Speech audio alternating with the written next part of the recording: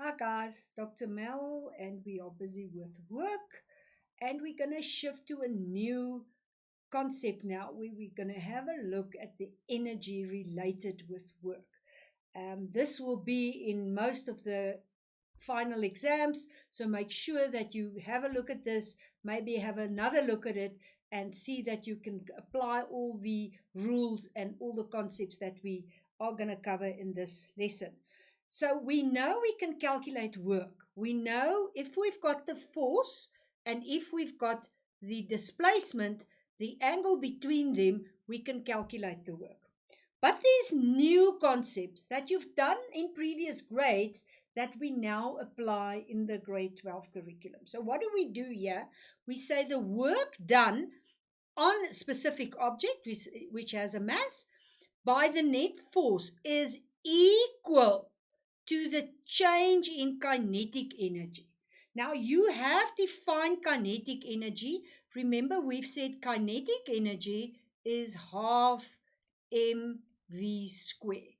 What we're saying now is that if you apply a force, which means you will have work done, you are exerting some energy, that will be equal to the change. Remember, it's delta kinetic energy. So I can say the kinetic energy will change from the initial to the final. And as we did in all previous calculations, we deducted the initial from the final. We can substitute the work with the force as well as the displacement, and we can actually get the final velocity and the initial velocity involved with calculating the work. Now, your hint will be whenever they give you velocities, whether it starts from zero or it stops, it's an indication that you'll use the work energy theorem. Let's just quickly revise. The work done on an object by a net force is equal. Do you see that equal sign there? To the change, the delta kinetic energy. Make sure that you know those words. You will get this equation on your information sheet, and let's see how they're going to ask it. Now, if we go back to the kinetic energy just for a while, if we increase the kinetic energy, so what are we saying? The final velocity is greater than the initial velocity. Then you'll see the kinetic energy will increase. But when the kinetic energy decreases, you will see it will actually have a negative value. In other words, it will be in the opposite direction. That's just to show you that the net force is in the same direction as delta x. So cos will be 0 degrees, which is 1. If it's in the opposite direction, it's cos 180. And if you calculate that, you'll find it's -1. So the kinetic energy will increase with a value of 1 and decrease if it's in the opposite direction. The rest remains exactly the same. The second law of Newton is where you actually started to work with forces and acceleration. So the second law of Newton says to you, when a resultant force acts upon an object, when a resultant force acts upon an object, it accelerates. So what we said then is the resultant force or the net force is directly proportional to the acceleration.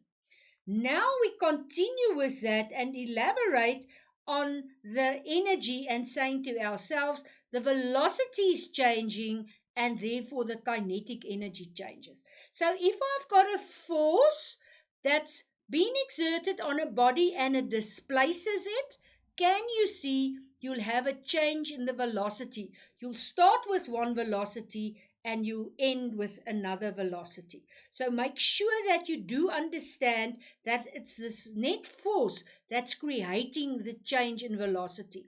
And if you can remember again, remember we said Vf minus Vi is actually, over the time, is actually the acceleration.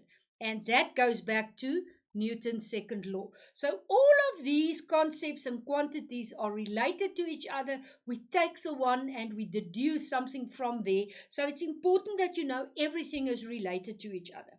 Let's go and have a look at a question asked in a previous exam.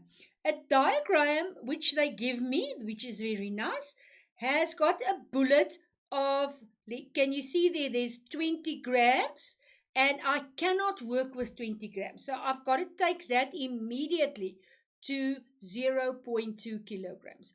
Please remember to convert your units to SI units.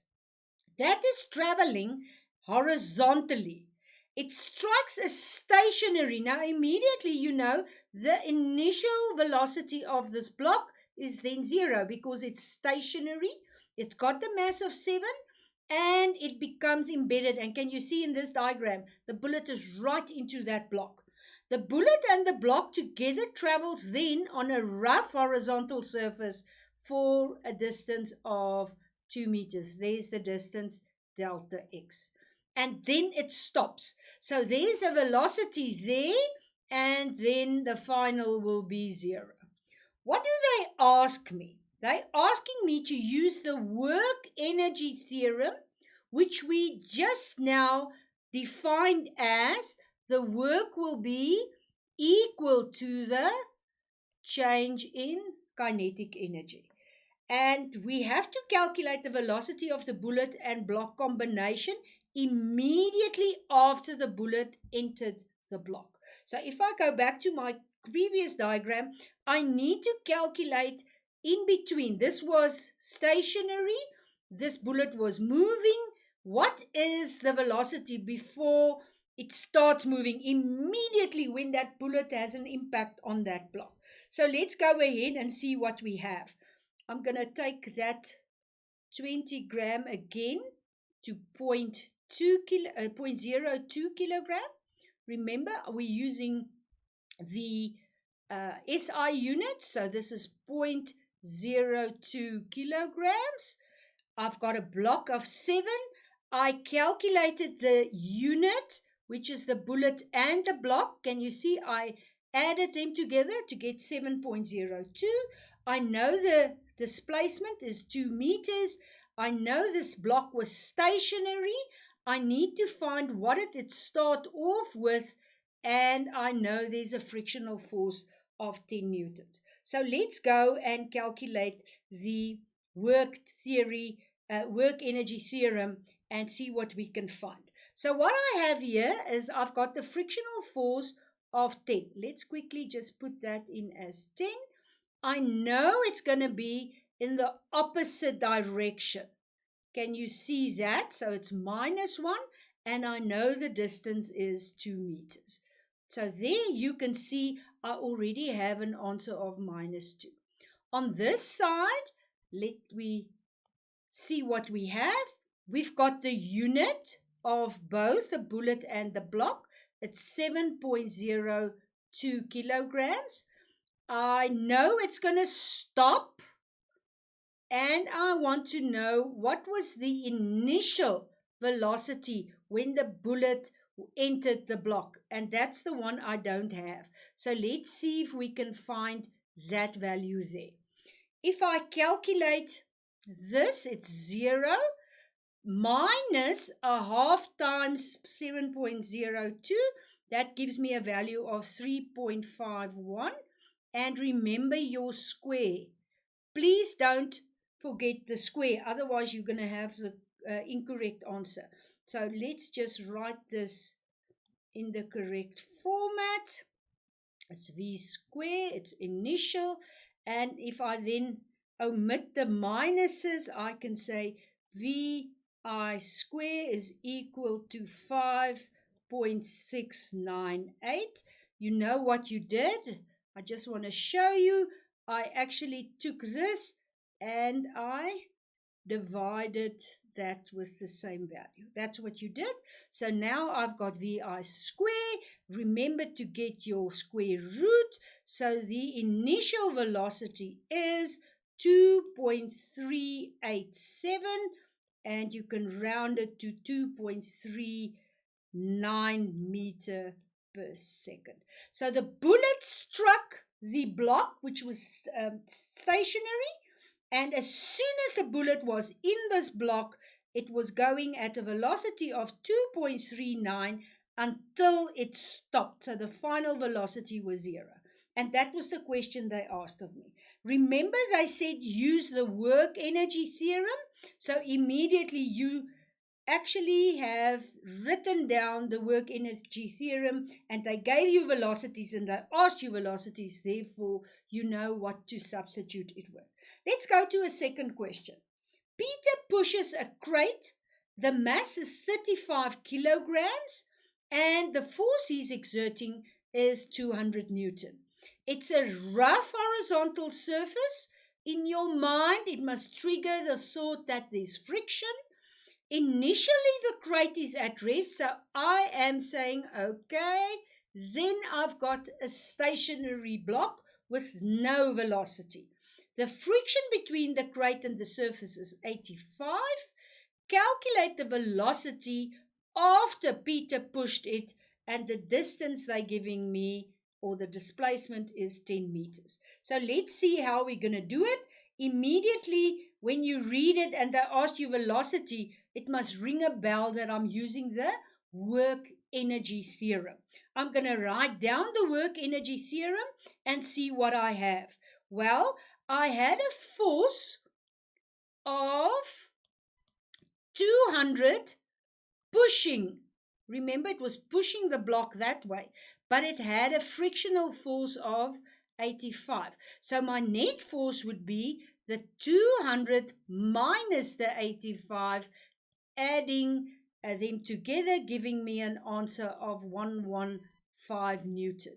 And that's the force I'm going to use to calculate the work in terms of the work energy theorem in order for us to find the final velocity. So let's just calculate that. We are going to say the W is the force, and I'm going to use the net force, times cos, and we know it's cos 0 degrees, times delta x, and they gave me the value as 10 meters. That's equal to half. Remember, it's the final velocity square minus the initial velocity square. What do I have? I know the mass was 35. I want to find the final velocity. I've got the initial velocity, and can you see it is 0? So I can substitute that with 0, and this will have a value of 17.5. Remember, VF square. That's the value that you want to find. Here I can substitute the force with 115. Just go back there. Can you see I calculated it as 115? So it's 115. It's in the same direction, so it's 1 times 10. And you now get 1150 is equal to 17.5 VF square. VF square is equal to 65.71. If I get my square root on each side, I get the final velocity as 8.11 meter per second. And then you'll have to say this was to the right, because velocity is in actual fact a vector. So you will say forward or to the left. Whatever direction you choose, you can say positive if you chose that side as being the positive direction. Just remember, if they asked you the speed, it wouldn't have a direction. But now they asked me the velocity. Right, work energy theorem will be asked in terms of the definition. Remember the work, you know what that is, and the energy is the delta kinetic energy.